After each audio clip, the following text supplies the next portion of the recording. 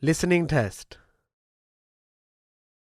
You will hear a number of different recordings and you will have to answer questions on what you hear. You will have time to read the instructions and questions and you will be given time to check your work. All the recordings will be played once only.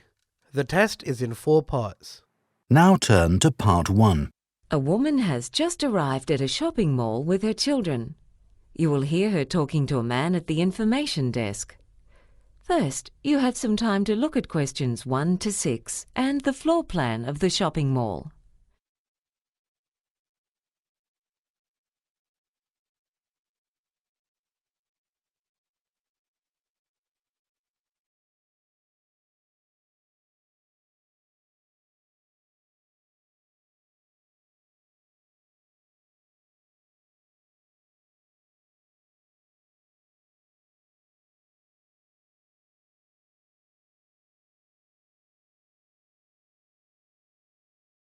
Now listen and answer questions 1 to 6. Good morning. Can I help you? Yes, I've never been here before and I've just got a few questions about where a few places are here. Fine. Here's a floor plan of the mall. You can take that with you. But if you have any questions, I'd be very happy to help. Well, I'm afraid I always find these floor plans a bit confusing. So could you just show me exactly where we are on this? No problem. Here we are at the information desk, right in the middle, next to the escalators. The man says they are at the information desk and that it is in the middle, next to the escalator. Therefore, C has been written next to the example on the question paper. Now continue with questions 1 to 6. Right. Now, I heard there's a children's play centre where you can leave your children while you do the shopping. That's right. You can see it on the floor plan. It's in the corner, to the left of the supermarket. There are plenty of toys for them to play with there. Also, there's fresh fruit to eat, and they can have fun with the other children. Sounds good, doesn't it, kids? I was thinking I might take them to have their hair cut first. Is that the hairdresser between the furniture shop and the children's clothes shop? Yes, it is. They do children's haircuts as well. Oh, lovely. Now, my little boy's going to a friend's birthday party next week and we wanted to buy a present. Do you know if there are any stores that might have things a 7-year-old boy would like? Oh, yes. There's a toy store right next to the shoe shop. They've got a good range of toys. I'm sure you'll find something for a child of that age. I often buy things there myself. The prices are quite reasonable. Oh, that's good to hear. Oh, and also, are there any toilets on this floor? Yes, they're in a bit of a hidden corner. You just go past the bookstore. You can see they sell newspapers there too, and down the corridor. Oh, yes, I see. I'd better take them there before we go to the hairdresser. What else do I need to do? Oh, yeah, I've got to buy some credit for my mobile phone. Can I do that at the phone kiosk over there near those benches? Yes, you can. You can also do it at the supermarket if you want. Right. Now, we've just come up from the car park, but we took the escalator. I might have a lot of things to carry later on, so I was wondering if there's an elevator. Yes, it's next to the computer store, near the top of the stairs. Oh, yes, I can see it now. Before you hear the rest of the conversation, you have some time to look at questions 7 to 10.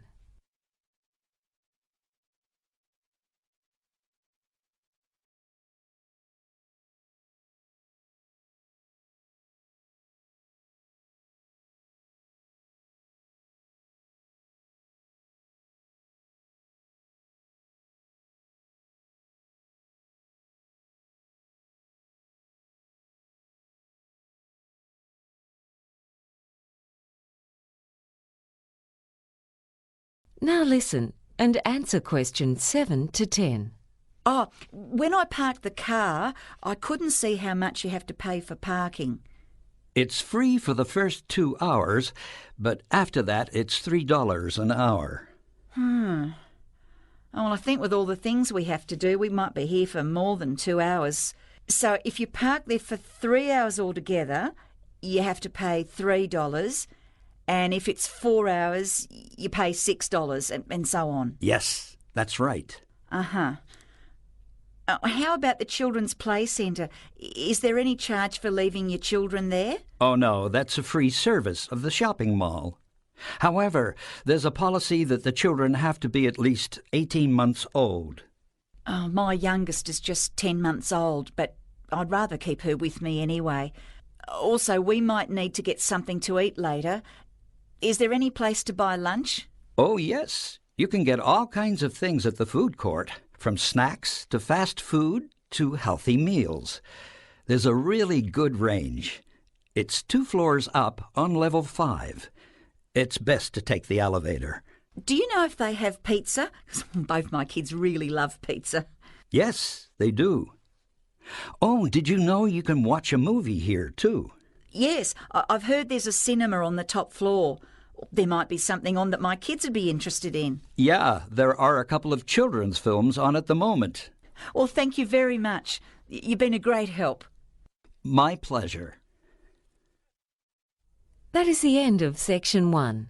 You now have half a minute to check your answers.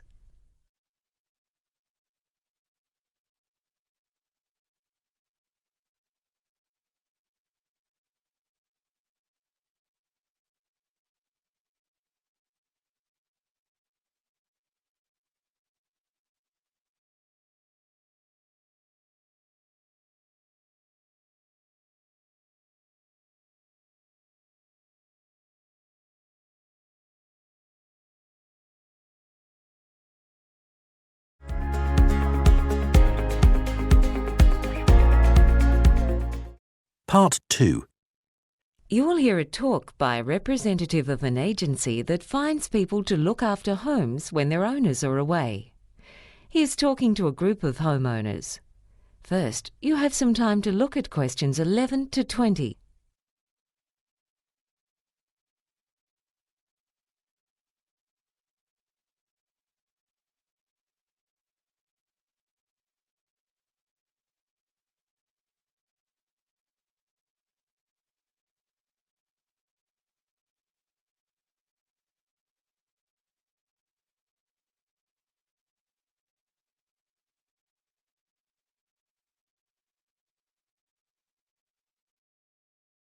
Now listen and answer questions 11 to 20. Good evening, ladies and gentlemen. I'm glad you've been able to make it to this introductory talk about our agency, which is called Contented Homes. My name's Gary, and I'm going to explain what our business involves. But first, I'd like to tell you something about the background of our agency. We commenced operations back in 1989. And essentially, our job is to find suitable people to live in and look after other people's homes while they're away. The homeowners, people like yourselves, might be away on holidays or temporarily working in another city or country, and they want to be sure that while they're away, their home will be secure, and that when they come back, everything will be in good condition. When we first started out, we conducted most of our business over the phone, but now the bulk of it is done over the Internet. Basically, this is how it works. Homeowners come to us when they need to find reliable, trustworthy people to take good care of their home for a limited period of time. The people who stay in your home and take care of it are called house sitters. The house sitters live at your place for periods of anything between 1 month and 2 years. There are all kinds of reasons why people house sit. Some are couples, others are single. Often they're saving up to buy their own home, or they may be renovating their own home and just need somewhere to stay temporarily, or they might have just moved to your city. Although house sitters don't pay you any rent when they're living in your home, they are required to pay any bills for the telephone, gas, electricity, and so on. So for the homeowner, this is not a way to make money. When someone registers with us to become a host sitter, they provide us with some of their personal details, such as their age and occupation. I need to stress here that our agency does not carry out a security check on the people who have registered with us to be host sitters. Many house sitters have references from people whose houses or apartments they've looked after in the past. It's up to you to check those references. Allowing someone to live in your home is not a decision to be taken lightly. So we also recommend that you meet with any prospective house sitters and interview them before deciding which person or people would be most suitable to look after your home in your absence. There are similarities between house sitters and tenants, but there are differences as well. House sitters don't have as many rights as people who have a lease on a property. As the homeowner, you can give a spare set of keys to your home to a neighbor, friend, or relative. That person's allowed to drop in on the house sitters without prior notice at any time, within reason, to check that the house is in order, and the house sitters aren't allowed to stop them from entering. There are many good reasons to use the services of a house sitter. Burglars soon notice when people are away, so theft is much less likely if someone is living in your home. But it's not simply a matter of security. House sitters keep your home clean and tidy. Some of them are even more house-proud than the actual owners. In addition, many people need a house sitter to look after pets and keep the garden in order.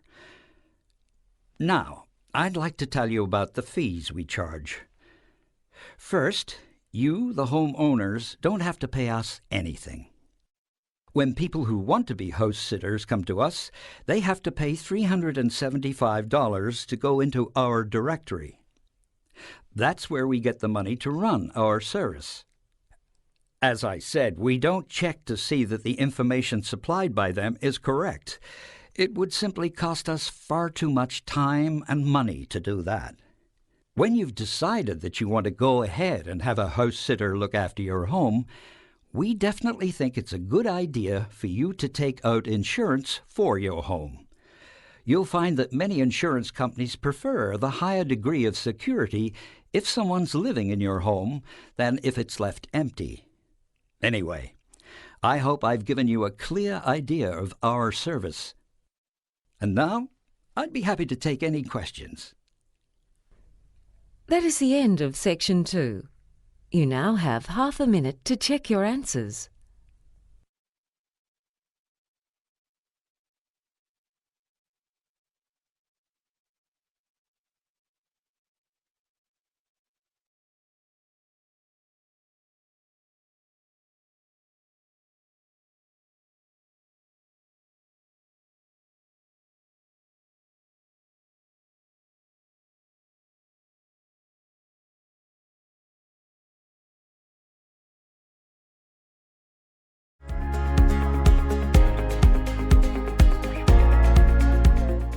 Part 3. You will hear 2 students talking to their teacher about a seminar paper they are preparing for their population studies class. First, you have some time to look at questions 21 to 25.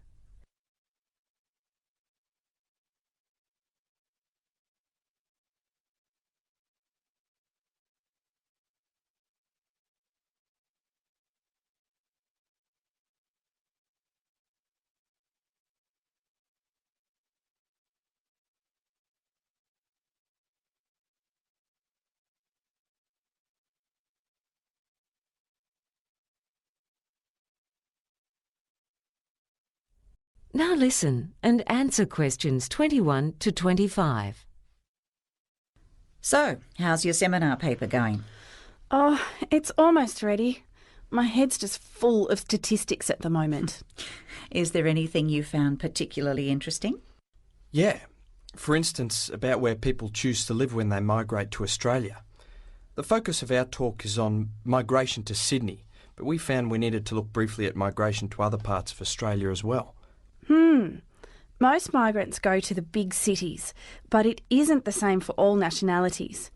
For instance, over the last 5 years, with the British, only about 1/3 of them altogether went to Sydney and Melbourne. So where did most of them go? Oh, all over the place. But for some reason quite a few ended up over in Perth. Oh, that's not a bad place to live. No, but with the Chinese, 26% of them choose to live in Melbourne and 58% in Sydney. Really? Do you have any idea why the Chinese and British have such different settlement patterns? Well, not really. Sometimes it's hard to find out exactly why people choose to live where they do. There's a thriving Lebanese community in Melbourne, but more than 7 out of 10 people from Lebanon were drawn to Sydney. I see. So you've covered groups from Europe, East Asia and the Middle East. Do you have anything on people from other regions? Yes. When we went through data from the Department of Immigration and the Bureau of Statistics, we found that in the case of the Malaysians, for some reason only a minority chose Sydney and Melbourne, but I don't know exactly where most of them ended up. I think quite a few of them were attracted to Queensland because of the climate. Yeah, it must be hard for people coming from a tropical region to get used to colder winters. What about the New Zealanders? Well, they don't need a visa for Australia, so they're counted separately from all other nationalities. But the vast bulk of them have ended up in Sydney. You'd think that Melbourne would be more to their liking because its climate's more like what they're used to, and the distance from New Zealand to Melbourne is about the same. Before you hear the rest of the conversation, you have some time to look at questions 26 to 30.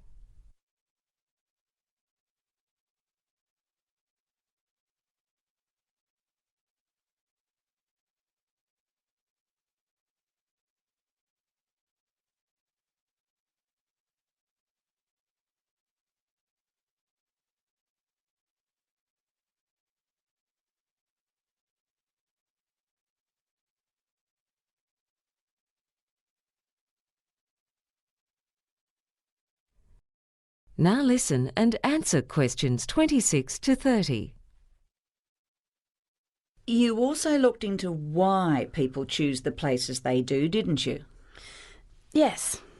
Well, people often go where the work is. I mean, it's no use finding a nice place to live if you're going to be unemployed. But there's a more decisive factor, and that is that people generally like to live near their friends and relatives, and with people from their own country, so they won't be so isolated. And they do that despite the higher housing prices in the larger cities. Yeah, rents are getting ridiculous. But hasn't Sydney always attracted people? I mean, even people born elsewhere in Australia. Well, historically that was the case, but even though Sydney's grown a lot recently, there's been hardly any increase in the number of Australian-born people living in Sydney. Why is that? I mean, I can understand why people would be leaving. A lot of people feel Sydney's getting too crowded and hectic. But that can't be the reason, because they often end up in places such as southeast Queensland, where the infrastructure simply isn't coping with the rapid population growth and faster pace of life. The research shows that the ones leaving Sydney are particularly middle-aged and elderly people who own the place they live in. By selling their Sydney home when they retire and buying and living in a cheaper one elsewhere, they then have more funds left over. It must be difficult making that shift at their age. I think moving or migrating's hard for anyone. Quite right. But what effect is migration having? Well, there are all kinds of effects. But sociologists talk about a growing gap between Sydney and Melbourne on the one hand and the rest of the country on the other. You see, the most recent data shows that 60% of the overseas arrivals went to those two cities, even though Sydney and Melbourne combined have got just 40% of the country's population. But you've got to remember that Australia is one of the most urbanised countries in the world. A good 50% of the population live in the state capitals, not including the urban fringes. Is anything being done to promote growth in other regions? Well, the government's got several proposals.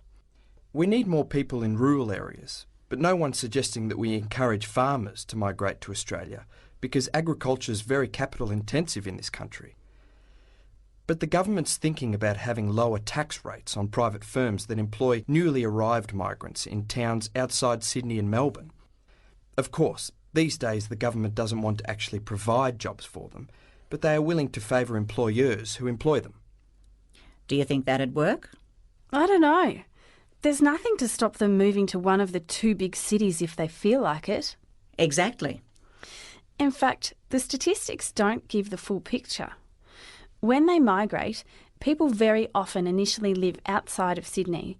So in the statistics, they're recorded as having settled outside Sydney. But then after a while, many make the move to Sydney. So the real picture's even more out of balance than what the statistics say. Statistics really can be a slippery thing sometimes, can't they? That's for sure. That is the end of section 3. You now have half a minute to check your answers.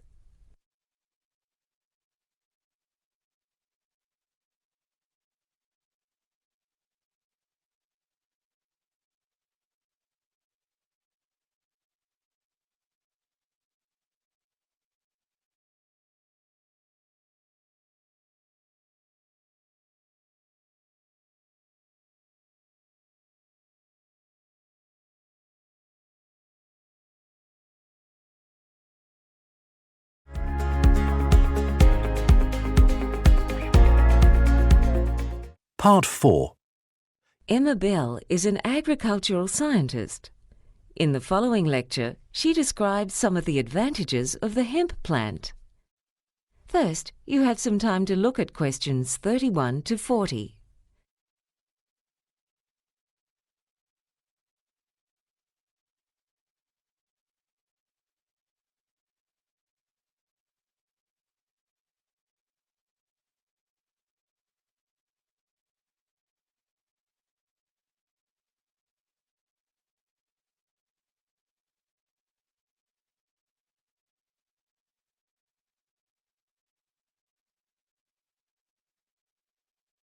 Now listen and answer questions 31 to 40.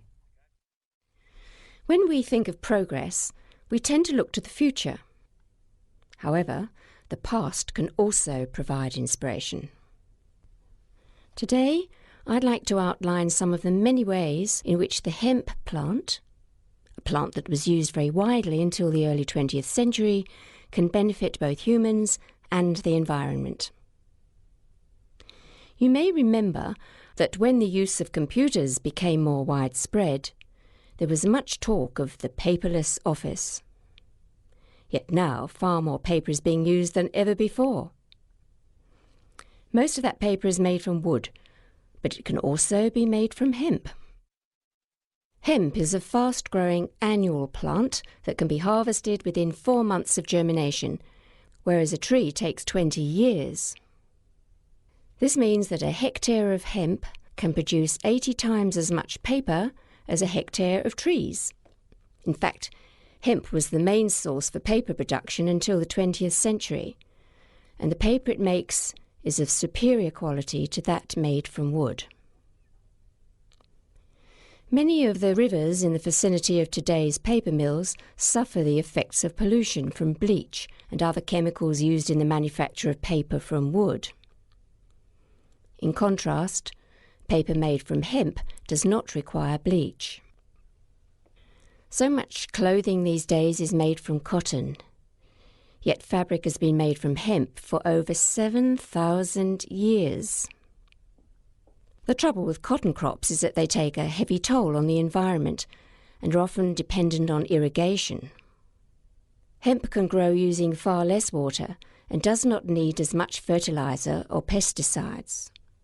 In fact, hemp crops even have a natural resistance to pests. Clothes made from the tough fibre of hemp also last longer than those made from cotton, which is not something that will make clothing manufacturers very happy. But another way in which hemp is the superior material is that it's more effective in blocking out UV rays from the sun, which can cause skin cancer. To top it off, clothing made from hemp is very comfortable to wear. In parts of the world that still don't have electricity, this versatile plant can also be used to light lamps.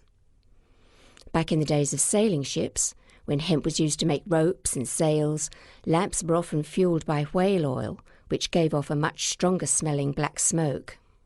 The pursuit of that oil was one of the reasons for the existence of the whaling industry, which hunted many species of whale almost to extinction. Closer to our own time, Henry Ford used hemp in the production of his first cars. These days, with panels being made of metal, even a minor accident can lead to costly repairs. Being derived from a plant, hemp panels would be less expensive. Yet perhaps an even more significant consequence would be that instead of old cars being left to rust by the roadside, an abandoned car made from hemp would rot faster. A further advantage in the case of automobiles is the fuel. One of the major causes of global warming is the use of fossil fuels in cars and trucks. Methanol is an alternative to petrol, and it can be extracted from hemp. This fuel is already used by racing cars, and it doesn't produce as much air pollution, thus placing a smaller burden on the air we breathe.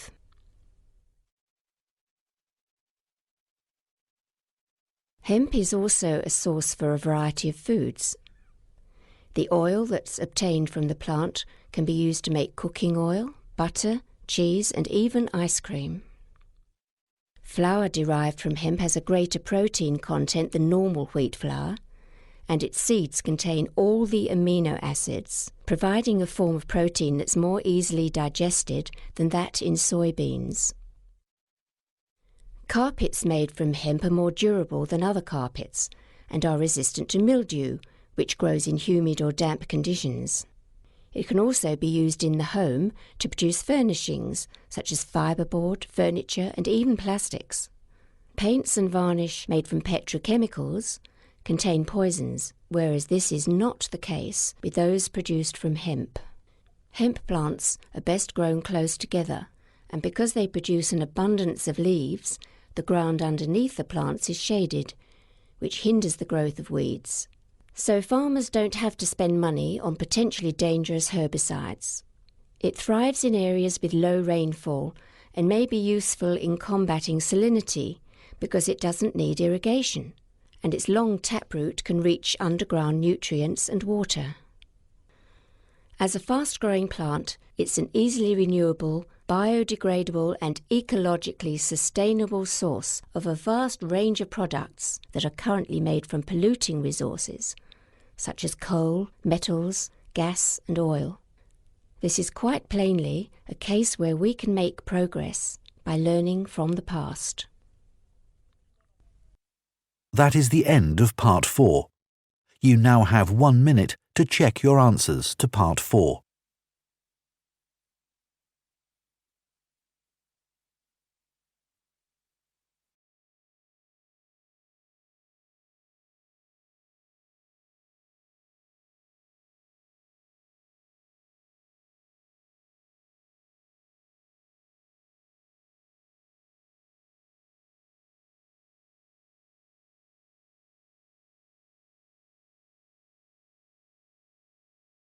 That is the end of the listening test.